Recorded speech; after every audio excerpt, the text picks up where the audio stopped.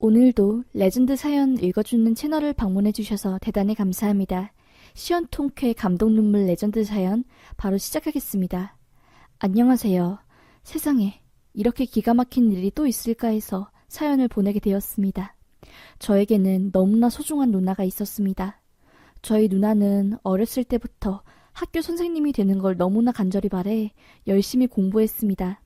주말이면 좀 가족들과 외식도 하고 쉴법도 한데 꼭 고등학교 선생님이 되고 싶다고 하며 놀지도 않고 공부했어요. 공부에는 소질이 없던 누나가 꿈이 생기니 무섭도록 몰입하고 열심히 하더라고요. 주변 사람들도 지금 그렇게 열심히 해봤자 안 된다. 공부는 머리가 좋아야 한다고 하며 누나를 깎아내릴 때도 누나는 흔들리지 않았습니다. 그렇게 원하던 학교에 입학하게 되었어요. 과외를 하면서 누나는 제 학비도 대주고 저와 여자친구에게 맛있는 음식을 사주며 저를 알뜰살뜰하게 챙겨줄 정도로 다정했습니다. 남들이 임용고시 한 번에 붙을 때 누나는 무려 4번이나 임용고시에 임했어요. 그 누구보다 열심히 공부했기에 자꾸 계속해서 임용고시에 떨어진 누나는 정신적으로 많이 힘들어했습니다. 우울증 약을 복용하면서 겨우 멘탈 관리를 하고 시험을 보았지요. 10번 찍어 안 넘어가는 나무 없다더니 결국 누나가 임용에 합격하고 꿈에 그리던 교사 생활을 할 수 있게 되었습니다. 그 과정에서 결혼을 기약하게 된 남자를 만나게 되었고 누나는 결혼까지 하게 되었어요. 아이를 정말 좋아한 누나는 결혼을 하자마자 임신 계획을 가졌지만 쉽사리 되지 않았습니다. 결혼을 하고 나서 근 10년을 아이를 가지기 위한 모든 것을 시도했지만 여러 번의 유산 끝에 누나는 아이를 가지는 걸 포기했어요. 많이 힘들어했습니다. 심리상담과 정신과를 병행하며 일을 다녔을 정도니까요. 그런데 엎친 데 덮친 격으로 매형이 업소를 다녀왔다는 사실을 누나가 알게 된 것입니다. 누나는 아이를 가지기 위해 매달 배란을 체크하고 몸에 좋다는 한약이란 한약을 전부 챙겨 먹고 몸 관리를 하고 있는데 매형은 업소 가서 본인이 욕구를 충족시켰다는 사실에 누나는 꽤 충격을 많이 받았나 봐요. 평소 저를 걱정시킬 만한 말들은 전혀 안 하는 누나인데 누나가 저에게 전화와서 힘들다고 인생 잘못 산 것 같다고 하면서 신세한탄을 하더라고요. 저는 정말 당장 매형에게 달려가 죽방이라도 때리고 싶은 심정이었습니다. 하지만 부부간 일이고 제가 끼어들면 누나가 더 힘들 것 같다는 생각 아래 매형에게 아무 말도 못하고 누나를 그저 위로하고 있었습니다. 다행히 매형은 본인이 잘못한 사실을 인정하고 싹싹 빌며 누나에게 다시는 안 그러겠다고 약속을 했고 건설 쪽에 근무하는 매형은 누나와의 약속을 지키기 위해 일부러 일 관련 접대도 안 나가고 손해볼 게 뻔한데도 어떠한 술자리도 나가지 않았습니다. 와이프와의 신뢰를 다시 되돌려놓기 위한 매형의 발약이었죠. 그렇게 둘이 사이는 다시 가까워지는 듯 했습니다. 하지만 안 좋은 일은 한꺼번에 오는 게 맞는지 누나가 맡고 있는 반 학생들 때문에 큰일이 터졌습니다. 상대적으로 젊은 누나에게 유독 양아치, 날라리들이 몰려있는 반이 배정되었고 그 때문에 누나는 꽤 골치 아파했습니다. 여자이고 젊다 보니 아무리 화를 내고 기를 쓰고 잘 타일러도 누나의 반 학생들은 누나를 담임 취급 안 하고 무시하기 일쑤였어요.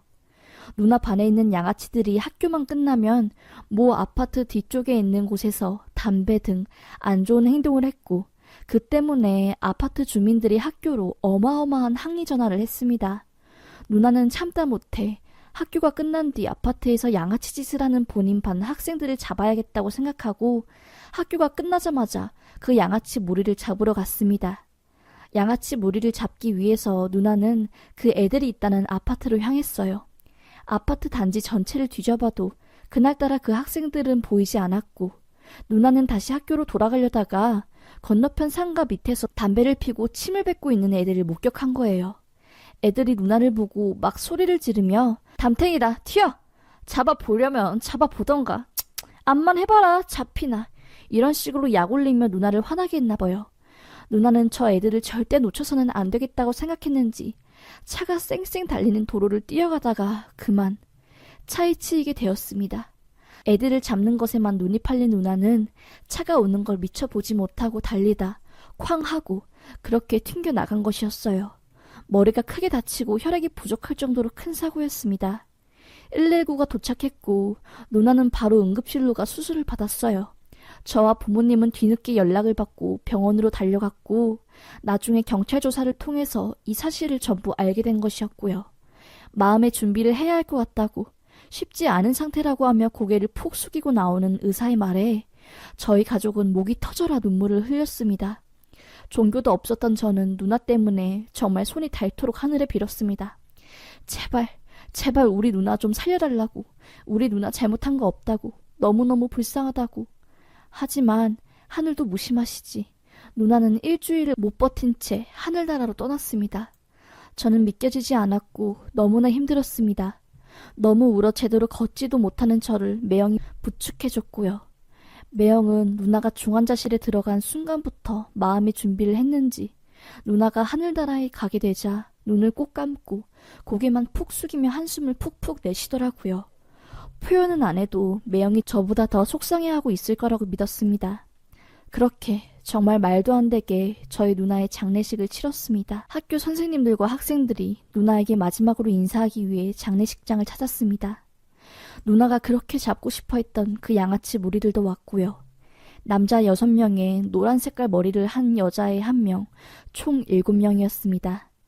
애들이 양심은 있는지 저희 가족을 보자마자 무릎을 꿇고 엉엉 울며 죄송하다고 잘못했다고 싹싹 빌더라고요. 애들이 원망스러웠습니다. 하지만 무작정 애들 탓만 할 수도 없는 노릇이었고요. 그런데 남자애들이 무릎을 꿇고 어쩔 줄 몰라 하는 상황에서 꿋꿋하게 누나 영정사진만 계속 바라보고 미안하다는 말 한마디도 안 한 채 벽에 기대 다리만 떨고 있는 그 양아치 무리 중 노란 색깔 머리 여자애가 너무 걸렸습니다. 제가 안 좋은 표정을 지으며 그 여자애를 쳐다보자 남자애들이 정신 차려! 빨리 사과 안 하고 뭐해! 라고 하며 그 여자에게 소리를 지르더라고요. 그제서야 여자애는 죄송하다고 고개를 숙였고요. 그 양아치 무리들은 죄송하다고 마지막으로 담임선생님 가는 길을 지키겠다고 하며 3일 동안 진행되는 장례식장을 지키겠다고 선생님 빈소에 있는 향이 꺼지지 않게 자기네들이 새벽 동안 번갈아서 당번 지킨다고 하더라고요. 매형이 그 애들과 이야기하면서 계속 빈소를 지켰고요. 장례식 첫째 날 매형은 자리를 잡고서 그 애들이랑 많은 이야기를 나누더라고요. 특히 유독 그 여자애랑 이야기를 많이 나눴습니다. 남자애들이 잠을 못 이기고 누워서 눈을 붙이고 있을 때도 그 여자와 매형은 계속해서 대화를 나눴고요. 저는 처음부터 그 여자애가 마음에 들지 않았기에 조금 물어가더라고요. 손님들이 다 가고 조용한 빈소에서 아주 작게 어디선가 웃음소리가 들려서 보면 매형과 그 여자애가 이야기를 하며 웃고 있었고 솔직히 저는 그 장면을 볼 순간 이게 뭐하는 짓이지? 본인 와이프 장례식에서 웃음이 나오나? 그것도 저 애들 때문에 본인 와이프가 떠난 거나 다름이 없는데 라고 하며 화가 치밀어 올랐습니다. 하지만 사람 속은 모른다고 누구보다 새카맣게 타고 있는 사람은 매형일 거라 생각하고 저는 화를 누그러뜨렸습니다. 그러다 폭발하게 된 순간은 누나를 입관한 그날 저녁이었습니다. 계속 빈소에 있으니 숨도 안 쉬어지고 너무 답답해서 병원 밖을 나가 뒤쪽 건물로 걷고 있는데 그 옆에 주차 공간 뒤에서 매형과 그 여자애가 맞담배를 피고 있는 겁니다. 더 어이가 없었던 사실은 매형이 그 여자의 손바닥을 만지면서 간지럽히고 있고 그 여자애는 깨르르 깨르르 웃으며 너무나 분위기가 좋아 보이는 것이었습니다. 저는 지금 이게 뭐하는 짓인가 싶어서 매형, 지금 뭐 하세요? 라고 소리치며 매형에게 다가가 말했습니다. 지금 와이프 장례식장인데 여기서 고등학생이랑 뭐 하세요? 매형은 눈물도 안 나와요? 어쩜 그렇게 애들이랑 하하호 웃으며 수다 떨고 좋아 어쩔 줄 몰라 하세요? 다른 사람도 아니고 매형이, 남편인 매형이 이런 태도를 보이면 안 되죠. 애들 때문에 우리 누나가 죽은 거 아니냐고. 매형이 이러면 안 되지. 라고 소리를 지르며 저는 이성의 끈을 놓았습니다. 자기 때문에 담임 선생님이 죽었다는 저희 말에 노란머리 여자애는 화가 났는지 지금 뭐라 했어요? 라고 하며 욕을 내뱉는 겁니다. 매형은 오해라고 아니라고 애가 워낙 자책하고 힘들어하길래 좀 힘내라고 학생이고 어리니까 감정 통제 못할까봐 위로해주느라고 그런 것뿐이라고 내가 왜 안 힘들겠냐고 겉은 웃고 있어도 속은 말이 아니라고 오해하지 말라고 하며 저를 달래더라고요. 웃긴 건 그 여자애가 억울하다고 나 진짜 억울하다고 하며 매영 가슴팍에 기대서 펑펑 우는 겁니다. 매영도 당황하고 저도 당황하고 어이가 없었지요. 화를 내려는 저를 보고 매영이 고개짓으로 그러지 말라고 고딩이잖아 하고 말렸고요. 그렇게 저는 매영과 한바탕 한 뒤 빈소로 들어갔습니다. 밤 12시까지 조문객들로 빈소는 쉴 틈이 없었고 1시가 되자 손님들이 하나둘씩 떠나고 조용해졌습니다. 저는 거의 3일 밤을 샜었기에 잠깐이라도 눈을 붙여야겠다고 생각했어요. 날밤을 아예 새다가는 내일 누나가 안치될 선산에서 쓰러질 것 같았기 때문입니다. 그렇게 병원 밖에 있는 의자에서 잠깐 잠에 들었습니다. 그 사이에 저는 선잠에 들어서 그런지 아주 끔찍한 꿈을 꿨습니다. 매영이 저를 향해 비웃고 저를 배신 때리는 그런 끔찍한 꿈을 꾸었어요. 저는 깜짝 놀라서 눈을 떴고 눈을 뜨니 새벽 4시더라고요. 빈소에 가니 학생 한 명만 향을 지키고 있고 나머지 학생들은 피곤했는지 빈소 한쪽에서 잠을 자고 있더라고요. 저는 학생에게 혹시 매영 어디 갔냐고 물었고 1시간 전쯤 전소연이랑 담배 피러 나간 것 같다고 하더라고요. 너무 황당하고 어이가 없었습니다. 낮에 그것 때문에 그렇게 싸웠는데 내가 잠깐 잠든 사이 또 그 짓거리를 하고 나갔다는 사실에 너무 화가 치밀어 올라왔어요. 매영을 찾으러 나갔습니다. 그런데 정말 못 볼 꼴을 보고야 말았습니다. 병원은 바로 뒤쪽 빈소에서 5분도 안 되는 거리에 있는 음침한 곳에서 매영을 발견했습니다. 저는 매영을 보자마자 다리에 힘이 팍 풀리고 정말 피가 거꾸로 솟는다는 기분이 뭔지 알게 되었네요. 매영은 그 노랑머리 여자애와 자동차 뒤쪽에서 키스를 하고 있었습니다. 저는 제가 잘못 본 줄 알고 몇 번이나 확인해봤지만 매영이 맞았습니다. 정말 말로 표현할 수 없는 분노가 치밀어 올랐습니다. 지금 뭐 하는 거야? 라고 소리치며 매영과 그 여자에게 달려가 머리끄댕이를 잡았습니다. 머리끄댕이를 잡고 뽀뽀하고 있던 그 년놈들 머리를 쾅쾅 부딪혔어요. 매영은 저를 보자마자 깜짝 놀라서 오해로고 아니 그게 아니라 내가 싫다는데 여자애가 자기 힘들다고 위로 좀 해달라고 해가지고 라는 말도 안 되는 변명을 하더라고요. 저는 기가 찼습니다. 위로? 위로하는데 뽀뽀를 해? 그것도 지 와이프 장례식 옆에서? 라고 화를 내며 매영 주댕이를 주먹으로 피떡갈비로 만들었습니다. 노랑머리 여자애는 아니라고 자기가 유혹당했다고 하면서 발을 빼더라고요. 저는 그게 말이라고 하니? 라고 소리 지르며 묶고 있던 똥머리를 확 잡아당겨 넘어뜨렸습니다. 엉엉 우는 그 여자의 주댕이를 발로 지그시 누르며 저는 소리쳤죠. 절대 용서 안 한다고, 니네들이 절대 용서 안 해준다고 말했습니다. 분이 안 풀려 매영을 냅다 두들겨 패고 저는 빈소로 돌아가 남아있던 그 고등학생 남자애들한테가 소리쳤습니다. 니네 이러려고 우리 누나 빈소시켰니? 그 여자애 매영이랑 바람났네.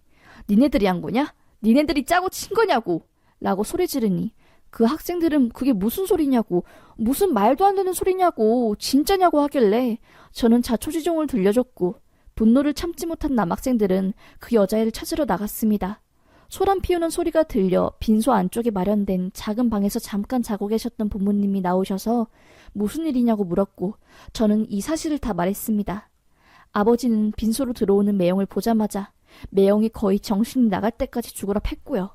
어머니는 네가 그러고도 사람이냐고, 사람이 탈을 쓴 짐승이라고 하면서 쫓아냈습니다.